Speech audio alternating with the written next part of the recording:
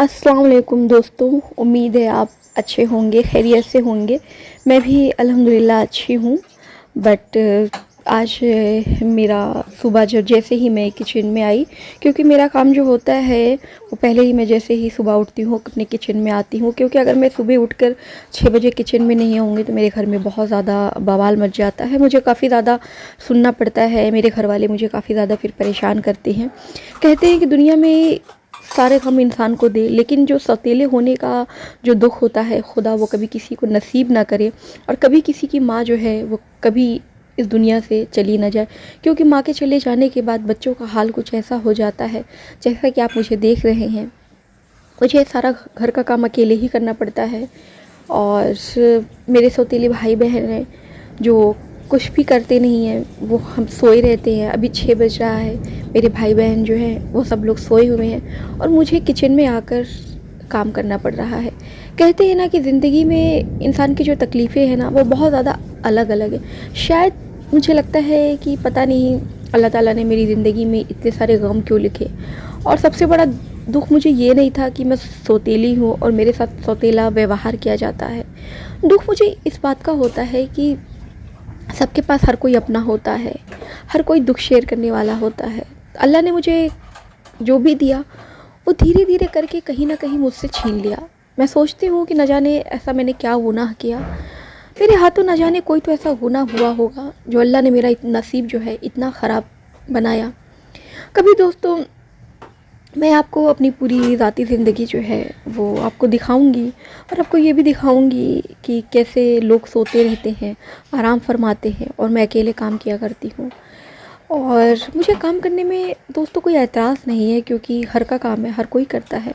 But actually मेरे कमर में problem है, मुझे L1 L5 की बीमारी है, जिसके कारण से मुझे बहुत ज़्यादा दर्द होता है और काम करने में बहुत ज़्यादा मुश्किलात आती है। कहते हैं ना कि खुदा जो होता है जब किसी को तकलीफ़ देता है, मुसीबत देता है, तो वो एक नहीं हज़ार चारों तरफ से जो रास्ते होते हैं ना वो बंद कर देता है। इसी तरीके से कुछ मेरे साथ भी है। चलो अल्लाह ने मुझे अकेला कर दिया, अल्लाह ने मेरी माँ को मुझसे जुदा कर दिया, छीन लिया, अपने पास बुला लिया। आज बिन माँ की जो ज़िंदगी है, जब भी सुबह उठती हूँ तो कोई ऐसा दिन नहीं जाता है जब मेरी आंखों में आंसू नहीं होते हैं और मैं उन्हें याद नहीं करती हूँ। बहुत तकलीफ़ होती है। फिर उसी आंसू लेकर घर का काम जो है वो लग जाती हूँ, क्योंकि अगर घर का काम नहीं करूँगी तो फिर बहुत ज़्यादा सुनने को मिलेगा। और कभी कभी तो ऐसा भी होता है कि क्या ही बोलूँ, खैर जाने दो दोस्तों। फिर मैंने सोचा कि क्यों ना, मेरे पास तो कोई ऐसा नहीं है कि जिसे मैं अपने मन की बात कह सकूँ, अपनी तकलीफ़ें बयां कर सकूँ। कभी कभी आप इतना ज़्यादा घुटने लगते हो ना, कभी लगता है आपके मन में बुरे बुरे ख्याल आते हैं कि क्यों ना आप अपनी लाइफ जो है वो ख़त्म कर दो। कब तक इस तरह की ज़िंदगी जो है वो जियोगे। मेरे मन में भी ऐसे ख्याल जो हैं वो आने लगते हैं, और यही सब चीज़ लेके मैं बहुत परेशान थी। एक दिन मेरी मुलाकात जो है फेसबुक पर एक शख्स से हुई, तो उस शख्स ने मेरी तकलीफ़ें सुनी और धीरे धीरे हम दोनों जो है वो बात करने लगे। बात बहुत ज़्यादा आगे बढ़ी, नज़दीकियाँ काफ़ी ज़्यादा बढ़ गई, मैं उससे प्यार करने लगी। और मतलब प्यार बोले या क्या बोले, फिर उस शख्स ने मुझे बताया, वो शख्स जो था वो सारी मेरी तकलीफ़ें सुनता था, तो मुझे बहुत ज़्यादा ना अच्छा लगता था। मैं जो भी तकलीफ़ में होती थी ना, मैं हमेशा उससे हर चीज़ें शेयर करती थी, उसको अपना दुख बताती थी, और वो भी मेरी सारी मुश्किलें सुना करता, मेरा साथ देता और मुझे सजेशन भी दिया करता, तो जिसकी वजह से कहीं ना कहीं मुझे थोड़ा सा मोटिवेशन भी मिलता था। पर कहते हैं ना कि जब आपकी किस्मत ख़राब हो ना, तो फिर आप अपनी सोच भी कैसे सकते हो कि आपके साथ कुछ अच्छा हो सकता है। फिर जैसे जैसे ये जो रिलेशन है थोड़ा मज़बूत होने लगा, और हम दोनों एक दूसरे को अच्छे लगने लगे, एक दूसरे को समझने लगे। लेकिन फिर उस शख्स की ज़िंदगी में कोई और आता है और वो मुझे छोड़कर चला जाता है।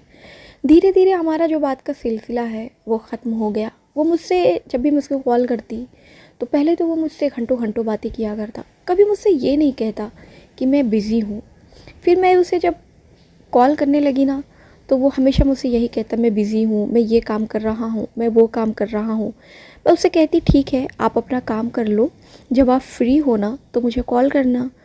फिर वो बंदा कहता ठीक है, जब मैं फ्री होऊंगा तो कॉल करूँगा। सुबह से लेकर शाम हो जाती थी, शाम से लेकर रात हो जाती थी, बंदा फ्री नहीं होता था। मैं उससे कॉल करके पूछूं वजह कि क्या बात है, तो मुझे कॉल नहीं करते हो, और तुमने कहा कि मैं फ्री होऊंगा तो कॉल करूँगा।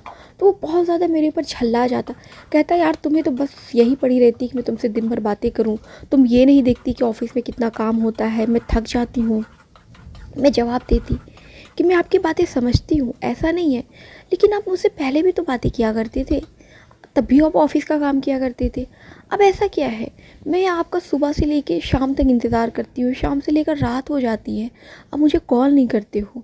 मुझे ही आपको दिन में 3 से 4 बार कॉल करके याद दिलाना पड़ता है, और फिर भी आप मुझसे यही जवाब देते हो कि आप फ्री नहीं हो। बहरहाल इसी तरीके से हमारे रिश्ते जो है वो चलते गए, और एक दिन उसने कह दिया कि देखो मैं अब तुमसे बात जो है वो नहीं कर सकता, प्लीज़ तुम कोई और देख लो। अब फिर मैं क्या कहती, मेरी आंखों में आंसू थे, और फिर वही सवाल था कि मैंने अपनी किस्मत से शायद कुछ ज़्यादा उम्मीद कर ली थी, मुझे ऐसी उम्मीद नहीं करनी चाहिए थी। बदले में फिर मुझे धोखा मिला, मैं अपने रास्ते जो है फिर से लौट आई। फिर मैं इसी तरीके से मायूस रहने लगी, परेशान रहने लगी, और घर की जिम्मेदारियाँ इतनी थी कि समझ में नहीं आता था कैसे क्या करूँ। और ऐसा हमेशा सोचती थी यार कोई तो ऐसा हो जिसे मैं अपने मन की बात कह सकूँ। फिर मेरे जहन में मैंने एक वीडियोस देखी, मुझे उससे काफ़ी ज़्यादा इंस्पिरेशन मिली। मैंने देखा कि मेरे जैसे लोग जो होते हैं ना, कुछ लोग, मैंने एक लेडीज़ को देखा जो इसी तरीके से वो अपने घर का काम करते करते वीडियोस बनाती हैं, और जो भी उनके दिल का हाल होता है ना, वो अपने सब्सक्राइबर लोगों से बयान करती हैं। तो मैंने सोचा हाँ यार, ज़रूरी नहीं है कि आपके खून जो है, आपके रिश्ते ही आपके अपने हों। कभी कभी जो कुछ बाहर के लोग होते हैं, कुछ अनजान लोग होते हैं ना, वो बहुत ज़्यादा आपके अपने बन जाते हैं। मैंने सोचा हो सकता है इस दुनिया में मेरा कोई अपना तो नहीं है, हो सकता है कि मुझे कोई अपना मिल जाए। इसलिए मैंने दोस्तों डिसाइड किया कि मैं अपना यूट्यूब चैनल बनाऊंगी।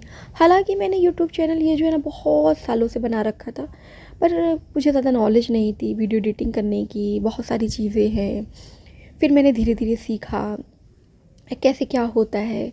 तो फिर मैंने सोचा कि चलो अब मैं अपना ब्लॉग्स बनाती हूँ और अपने बारे में सोचती हूँ।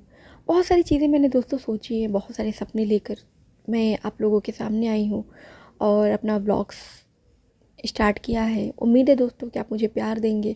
जो अपनापन मुझे अपनों से नहीं मिला, मुझे उम्मीद है कि आपसे मुझे वो अपनापन मिलेगा, और आप ही मुझे सजेशन देंगे, मेरा साथ देंगे, मुझे आगे क्या करना चाहिए, अपने हालातों से कैसे लड़ना चाहिए। और जब जब मैं अकेली होंगी आपसे बातें कर लिया करूँ। तो अच्छा लगा दोस्तों आप लोगों से बातें करके। मिलते फिर नेक्स्ट व्लॉग में। दोस्तों चैनल को सब्सक्राइब करना, मुझे प्यार देना। आपके प्यार और सपोर्ट की मुझे बहुत ज़्यादा ज़रूरत है। चलिए फिर, खुदा हाफिज़, अल्लाह हाफिज़, अपना ख्याल रखें। खुदा आपको तरक्की दे, आपकी ज़िंदगी में खुशियाँ दे। आमीन।